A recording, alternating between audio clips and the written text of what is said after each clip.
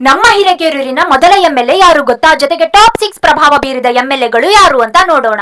ಹಿರೇಕೆರೂರಿನ ಮೊದಲ ಎಂಎಲ್ಎ ವೀರನಗೌಡ ವೀರಬಸವಗೌಡ ಪಾಟೀಲ್ 1952ರ ಮೊದಲ ವಿಧಾನಸಭಾ ಚುನಾವಣೆಯಲ್ಲಿ ಗೆದ್ದು ಹಿರೇಕೆರೂರಿನ ಮೊದಲ ಶಾಸಕರಾಗಿ ಇತಿಹಾಸ ನಿರ್ಮಿಸಿದರು. ಟಾಪ್ 6 ಜಿಎಸ್ಆರ್ ಬಸಲಿಂಗಪ್ಪ ಗೌಡ 2 ಬಾರಿ ಶಾಸಕರಾಗಿ ಆಯ್ಕೆಯಾಗಿ ಹಿರೇಕೆರೂರಿನ ರಾಜಕೀಯದಲ್ಲಿ ತಮ್ಮದೇ ಛಾಪು ಮೂಡಿಸಿದರು. ಟಾಪ್ 5 ಬಿಎಚ್ ಬನ್ನಿಕೋಡ್ 2004ರಲ್ಲಿ ಶಾಸಕರಾಗಿ ಆಯ್ಕೆಯಾಗಿ ಕ್ಷೇತ್ರದ ಜನರ ವಿಶ್ವಾಸ ಗಳಿಸಿದ ನಾಯಕರಲ್ಲಿ ಒಬ್ಬರು. ಟಾಪ್ 4 ಗುಬ್ಬಿ ಶಂಕರ್ರಾವ್ ಬಸಲಿಂಗಪ್ಪ ಗೌಡ ಹಿರೇಕೆರೂರು ಕ್ಷೇತ್ರವನ್ನು ಪ್ರತಿನಿಧಿಸಿದ ಪ್ರಮುಖ ನಾಯಕರಲ್ಲಿ ಒಬ್ಬರು. ಒಂದು ಸಣ್ಣ ರಿಕ್ವೆಸ್ಟ್, ನೀವು ಹಿರೇಕೆರೂರಿನವರಾಗಿದ್ರೆ ಈಗಲೇ ನನ್ನ ಅಕೌಂಟ್ ಫಾಲೋ ಮಾಡಿ. ಇಂತಹ ನಿಮ್ಮ ಊರಿನ ಇತಿಹಾಸದ ವಿಡಿಯೋಗಳು ಪ್ರತಿದಿನ ಸಿಗ್ತವೆ.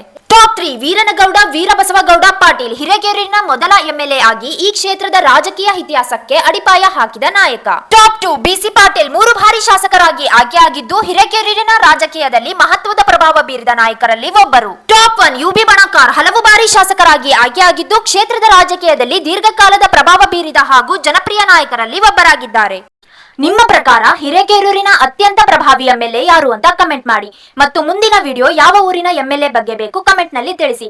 Ram Ram, see you guys in my next vlog.